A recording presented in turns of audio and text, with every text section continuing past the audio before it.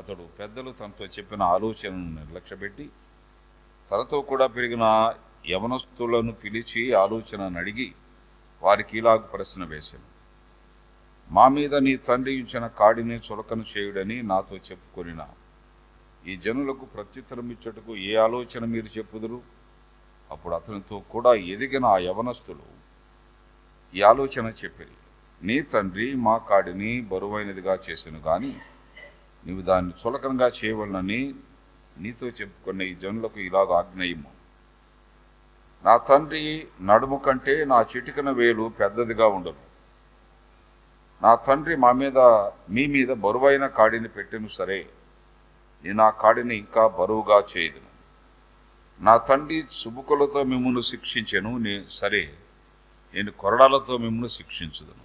3వ దినముందు నా ఎదుకు రండని రాజు నిర్ణయం చేసినట్లు యరొబామును జనులందరూ 3వ దినము రెహబామును వద్దకు వచ్చిరి. అప్పుడు రాజు పెద్దలు చెప్పిన ఆలోచన నిర్లక్ష్యపెట్టి యవనస్తులు చెప్పిన ఆలోచన చొప్పున కఠినముగా ప్రత్యుత్తరమిచ్చిట్లు ఆజ్ఞాపించెను. నా తండ్రి మీ కాడిని బరువుగా చేసెను గాని నేను మీ కాడిని మరి బరువుగా చేయుదును. నా తండ్రి చుబుకులతో మిమ్మును శిక్షించెను గాని నేను కొరడాలతో మిమ్మును శిక్షించుదును. జనులు చేసిన మనవిని రాజు ఈ ప్రకారం అంగీకరింపకపోయాను. షిలో నీయుడైన అహీయా ద్వారా నెబాతు కుమారుని యరొబాముతో తాను పలికించిన మాట నెరవేర్చవలన యెహోవా ఈలాగు నా జరిగించెను.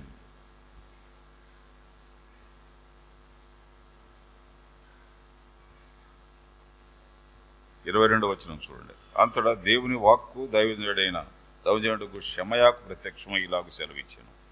నీవు సొలొమోను కుమారుడును యూదా రాజునైన రెహబాముతోను యూదా వారందరితోనూ బెన్యామీనులందరితోనూ శేషించిన వారందరితోనూ ఇట్లనము, యెహోవా సెలవిచ్చున్నదేమనగా జరిగినది నా వలనే జరిగెను. మీరు ఇశ్రాయేలు వారగు మీ సహోదరులతో యుద్ధము చేయుటకు వెళ్ళక అందరినూ మీ ఇండ్లకు తిరిగిపోవుడి. అప్పుడు వారు యెహోవా మాటకు లోబడి దాన్ని బట్టి యుద్ధమునకు పోక నిలిచిరి.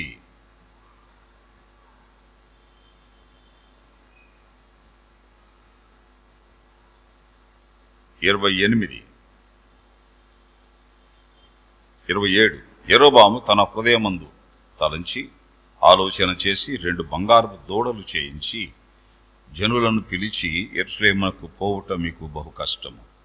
ఇశ్రాయేలు వారులారా, ఐగుప్తు దేశంలో నుండి మిమ్మల్ని రప్పించిన మీ దేవుడు ఇవే అని చెప్పి ఒకటి బేతేలు నందును ఒకటి దాను నందును ఉంచెను. దాని వరకు ఈ రెంటిలో ఒకదాన్ని జనులు పూజించడం వలన రాజు చేసిన కార్యము పాపమునకు కారణమాయెను. ప్రార్థన చేద్దాం. ప్రేమగల తండ్రి, కృపగల దేవా, మహోన్నతుడా, మహాఘనుడా, మా రక్షక, మీ పాదాల కొందనాలు, స్తోత్రాలు, స్తుతులు చెల్లిస్తున్నాం. ప్రేమించి మాకు అనుగ్రహించిన మీ సన్నిధిని బట్టి వందనాలు. నాయన చదువున జీవించండి తండ్రి. ధ్యానం చేస్తుండగా మీ సహాయం కోరుతూ యేసు నామంలో ప్రార్థించి వేడుకుంటున్నాం తండ్రి, ఆమేన్. ప్రియమైన సహోదరి సహోదరులరా, గతించిన ధ్యానాలలో మనం 11వ అధ్యాయాన్ని మనం చూచాం. 11వ అధ్యాయంలో సొలొమోను యొక్క చీకటి యుగ ప్రారంభాన్ని మనం చూచాం. తర్వాత దేవుడు ఒక వాగ్దానాన్ని చేశాడు, అది గమనించాం 9-13 వచనాల్లో. తర్వాత సొలొమోనుకు శత్రువులు తనకు శత్రుమూక తనకు ఏర్పడడం కనిపిస్తుంది 14-40 వచనాలలో. 41-43లో పశ్చాత్తాపం లేకుండానే సొలొమోను మరణించడం వ్రాయబడింది. సుమారు 40 సంవత్సరాలు ఇశ్రాయేలీయులను అందరినీ అతడు ఏలాడు. ఇప్పుడు సొలొమోను తదనంతరం 12వ అధ్యాయంలో సొలొమోను కుమారుడైన రెహబాము పట్టాభిషేకం చేయడం మొదటి వచనంలో మనం చూస్తున్నాం. రెహబాము తండ్రి వంటి వాడు కాకపోయాడు. రెహబామునకు తండ్రి వంటి జ్ఞానము లేదు, భక్తి కూడా లేకపోయింది. అందుచేత ఈ మొదటి 20 వచనాలు ఈ 12వ అధ్యాయంలో రెహబాము యొక్క ఇష్టారాజ్యం కనిపిస్తుంది. తోచినట్టుగా రాజ్యపాలన చేయడం ఇక్కడ కనిపిస్తుంది. తండ్రి తదనంతరం ఆ రాజ్యం భ్రష్టు పట్టడం చూస్తాం. కొడుకులు వారసులు తగిన వారు కాకపోవడం ద్వారా యావత్ ఇశ్రాయేల్ రాజ్యం ఇక్కడ చీల్చబడే ప్రమాదం ఏర్పడింది. అందువల్లనే మనం 21 నుండి 24 వచనాల్లో చదువుకున్నాం. మీరు మీ వారితో యుద్ధానికి వెళ్ళొద్దు, మీ సహోదరుతో యుద్ధం చేయొద్దు, మీరు వెనక్కి వెళ్ళిపోండి అని ప్రభువైన దేవుడు తన ప్రవక్త అయిన షమయా ద్వారా మాట్లాడడం జరిగింది. అందుచేత రెహబాము కాలంలో ఇశ్రాయేలులు యూదులు అనే ఒక చీలిక ఏర్పడే పరిస్థితి ఇక్కడ మనకు ప్రస్తావించబడింది. అతడు తండ్రి బాటను అనుసరించిన వాడు కాకపోయాడు, తన తాత బాటను కూడా అనుసరించిన వాడు కాకపోయాడు. రెహబాము తాత ఎవరు? దావీదు. దావీదును అనుసరించిన వాడు కాకపోయాడు. అలాగే తన తండ్రి యొక్క జ్ఞానము లేదు, భక్తి కూడా లేదు. ఆ క్రమంలో అతడు రాజ్యానికి వచ్చిన తరువాత ప్రజలు సమస్యను తెచ్చినప్పుడు ఆ సమస్య పరిష్కారానికి తాను అనుసరించింది లేక సలహా తీసుకుంది తన తోటి యవనస్తులను అడిగి సలహా తీసుకున్నాడు. ఇది ఎంత విచారకరమో బైబిల్లో ఎక్కడ మనకి ఇలా కనిపించదు. ఈ రాజుల గ్రంథంలో ప్రధానంగా తనతో సహవాసం చేసిన యవనస్తులు, తనతో కూడా పెరిగిన యవనస్తును పిలిచి అనుంది 8వ వచనంలో, వారిని సలహా అడుగుతున్నాడు. ఏం చేయాలి? వాళ్ళు విపరీతమైన సమాధానం ఇచ్చారు. ఆ చిటికిన వేలు నా తండ్రి నడుము కంటే బలంగా ఉంటుంది.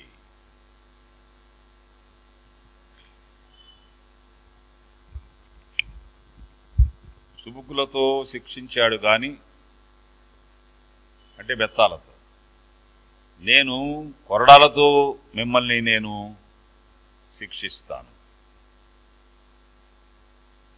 అని వారికి పెడద్రపు సమాధానం, ఒక విడ్డూరపు సమాధానం ఇవ్వడం ఇక్కడ విశేషం. అందుచేత ఈ మొదటి 20 వచనాల్లో రెహబాము రాజ్యం ప్రస్తావించబడింది. సొంత జనుల మధ్య యుద్ధం కూడా ప్రారంభమైంది. ఆ యుద్ధం జరిగింది. ఆ క్రమంలో 18వ వచనంలో మనం చూస్తాం, ఆ యుద్ధంలో అదోరామును రెహబాము పంపిస్తాడు మధ్యవర్తిత్వాన్ని చెయ్యమని. వాళ్ళు రాళ్లతో అతన్ని కొట్టి చంపుతారు.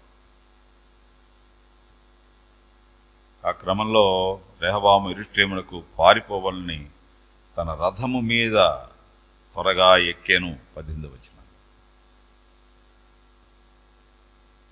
ఈ ఫలితాలకు కారణం ఏమిటంటే పెద్దల మాట తాను వినలేదు. వాళ్ళ నాన్నతో ఉన్న పెద్దలు అని వ్రాయబడింది ఇక్కడ, తన తండ్రి కాలపు పెద్దలు అని రాయబడింది. పెద్దల మాట సద్దిమూట అని ఒక సామెత. పెద్దలను నిర్లక్ష్య పెట్టాడు, కుర్రకారుకు అవకాశం ఇచ్చాడు. కుర్రకారు చెప్పాలంటే ఇతడు రెహబాము ఆనాటి పవన్ కళ్యాణ్. అంతా కుర్రోళ్ళు ఇతని వెంట వాళ్ళ సలహాలు తీసుకుంటున్నాడు. పెద్దవాళ్ళు ఎవరూ లేరు. మనం చూస్తాం ఈ లోక్ పార్టీల్లో కూడా పెద్దవాళ్ళు లేని, అసలు పెద్దవాళ్ళు లేని పార్టీలు ఉన్నాయి. ఒక రాజనీతిజ్ఞుడు కానీ రాజకీయ పండితుడు కానీ నడిపించేవాడు కానీ లేని కాలం చూస్తున్నాం. అలాగే కనిపిస్తుంది ఇక్కడ కూడా. యవనస్తులను, తనతో ఉన్న యవనస్తులను తాను సలహా తీసుకోవడానికి వారిని తన ఆంతరంగిక సలహాదారులుగా ఉంచుకున్నాడు అన్నమాట. అందుచేత ఇశ్రాయేలీయులు యూదులు అనే 2 భాగాలుగా వేరైపోవడానికి ఇక్కడ ప్రారంభం, ఇదే ప్రారంభం. తర్వాత వేరైపోతారు, యుద్ధాలు కూడా జరుగుతాయి. తర్వాత అధ్యాయాల్లో మనం చూస్తాం. అందుచేత మొదటి 20 వచనాలలో రెహబాము ఇష్టారాజ్యం, పితరుల పాలనను భ్రష్టు పట్టించాడు. పితరుల నీతి తనలో లేకపోయింది. అంతేకాకుండా తాను తన సొంత జనుల మధ్య యుద్ధం రావడానికి తాను కారణమయ్యాడు. సొలొమోను కుమారుడు అయిన రెహబాము కాలంలో జరిగిన ఒక అపశృతి, ఇది అపశృతి. అందుచేత తదనంతరం అనే ఒక ఆలోచన లేని పరిస్థితులు మనం చూస్తున్నాం కదండి. తదనంతరం ఈ రాజుల గ్రంథంలో కొత్త రాజు వచ్చినప్పుడు తదనంతరం ఫలాని రాజు అని మనం చూస్తాం. తదనంతరం పాలన నిలవాలనే ఆలోచన తాను చేయలేకపోయాడు. మానవులు ఎవరూ శాశ్వతం కాదు. తదనంతరం అనే అనుభవానికి లోనైన వాళ్ళం మానవులందరూ కూడా. రాజులు కానీ, రాజ్యాలు కానీ, సంఘాలు కానీ, కుటుంబాలు కానీ, తదనంతర పరిచర్య అనేది ఒక తప్పనిసరి క్రమం. ఈ తదనంతర క్రమంలో మన తండ్రులు తలవంపులకు గురి కాకూడదు, వారికి అపకీర్తి తేకూడదు, వారి పరువు పోకూడదు, అప్రతిష్ట పాలు కాకూడదు. రెహబాము స్పృహ లేనివాడుగా ఉన్నాడు. రాజ్యానికి వారసుడు కానీ తండ్రి భక్తికి వారసుడు కాకపోయాడు.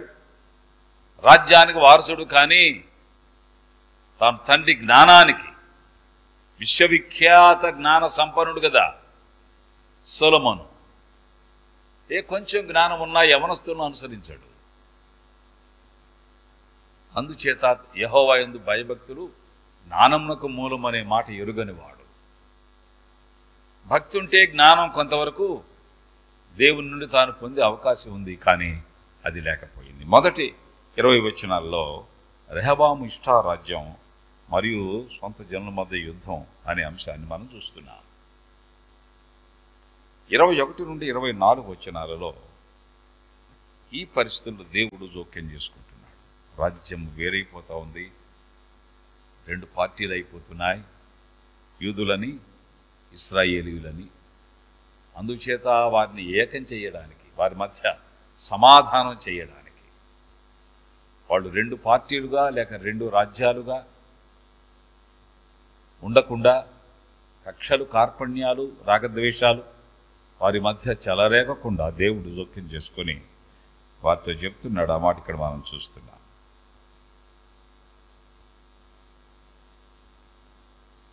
ఈ 21 నుండి 24 వచనంలో ఆ మాట మనకు కనిపిస్తుంది.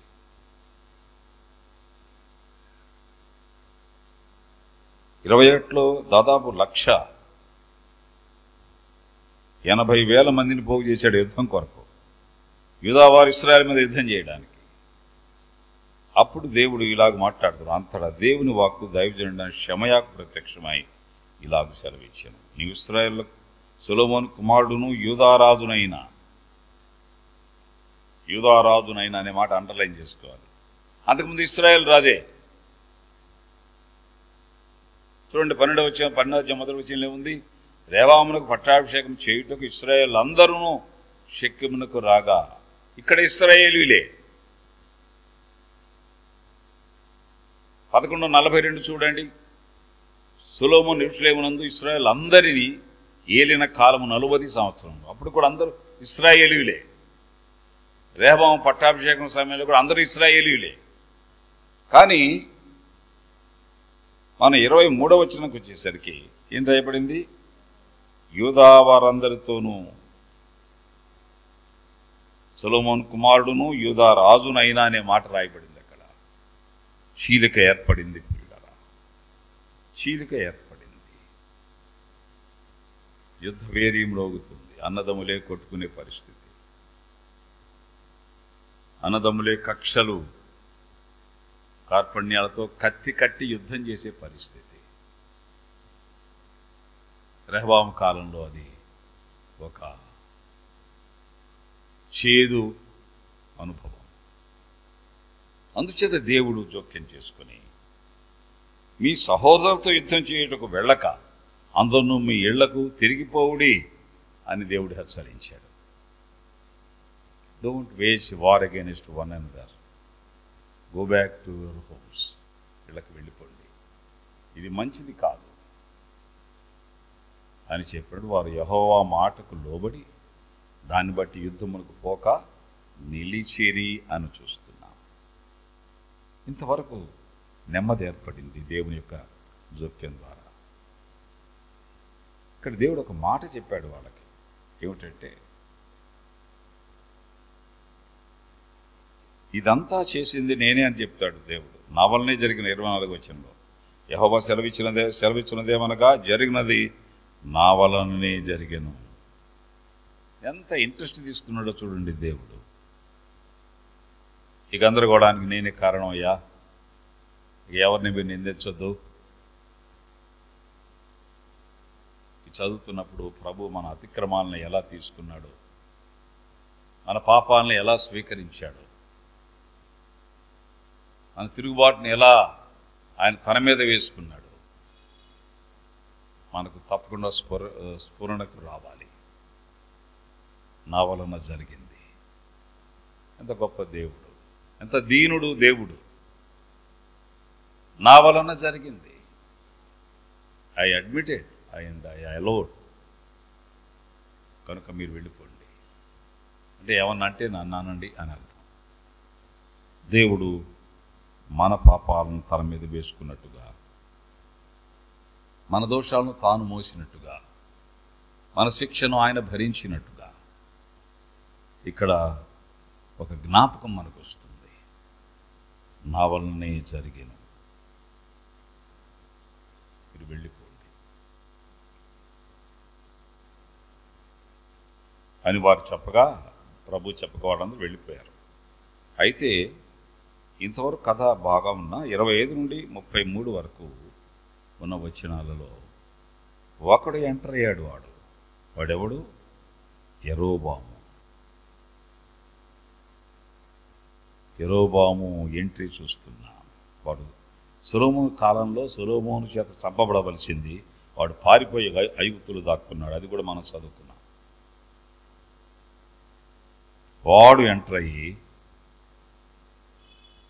వాళ్ళందరూ బలు అర్పించడానికి ఉన్నత స్థలాలకు ఎక్కి వెళుతున్నప్పుడు వీళ్ళకి ఒక చెడ్డ సలహా ఇచ్చాడు. ఏమిటంటే 2 బంగారు దూడలను చేయించి వాళ్ళు పూజించేలా చేశారు. అది మనం చదువుకున్నాం.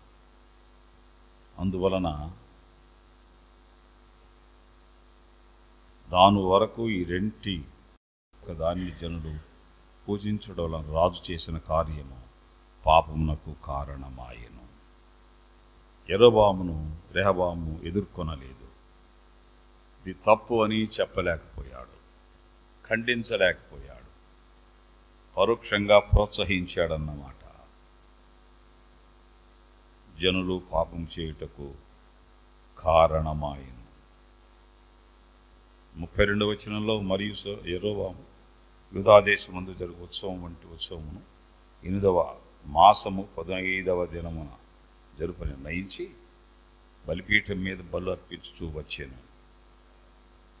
ఇలాంటి దూడలకు బలి అర్పించడం, పూజించడం యెరోబాము చేయడం ఇక్కడ మనం చూస్తున్నాం. అంతేకాదు బలి తెగించి 33వ వచనంలో మరి ఇశ్రాయేలు వారికి ఒక ఉత్సవం నిర్ణయించి ధూపం వేయుటకై తానే బలిపీఠమును ఎక్కెను. ఒక పూజారిలాగా ఆయన బలిపీఠాన్ని ఎక్కాడు. బలిపీఠం ఎక్కిన తర్వాత ఏమైందో తర్వాత అధ్యాయాల్లో మనం చూస్తాం. దేవుడు సహించలేదు. అందుచేత ఈ 12వ అధ్యాయంలో 3 సంగతులు మనకు కనిపిస్తున్నాయి. మొదటి 20 వచనాలలో రెహబాము ఇష్టారాజ్యం, సొంత జనుల మధ్య యుద్ధం చూస్తున్నాం. 21, 24 దేవుని జోక్యం చూస్తున్నాం. 25 నుండి 33 వచనాల్లో యెరోబాము ప్రవేశం, దూడ ఆరాధన ప్రవేశం చూస్తున్నాం. వీటి వలన ఇశ్రాయేలు పాపం చేయడం కారణమయ్యారు. ఆ తర్వాత బలిపీఠాన్ని తానే ఎక్కడం అనేది ఒక ఘోరమైన నేరం. ఆ నేరం ఊరికే పోలేదు. ఏమైందో మనం తదుపరి ధ్యానాల్లో చూద్దాం. ప్రార్థన చేసుకుందాం. ప్రేమగల తండ్రి, కృపగల దేవ, మహోన్నతుడా, మా రక్షక, మీ పాదాలకు వందనాలు, స్తోత్రాలు, స్తుతులు చెల్లిస్తున్నాం. మీరు ప్రేమించి మాకు ఇచ్చిన మీ సన్నిధిని బట్టి వందనాలు. ఈ ధ్యానంలో హెచ్చరించారు, స్తోత్రాలు. ఆలకించిన మీ బిడ్డలను దీవించండి. మీ కొరకు మహిమకరంగా జీవించడం హెచ్చరికలు మాకు శిరోధైర్యం ఉన్నట్లుగా సహాయం చేయమని విడుతున్న మీ బిడ్డలంతా మీ సన్నిధి యేసు నామములో ప్రార్థించి వేడుకుంటున్నాం తండ్రి. ఆమేన్. మంచిదండి.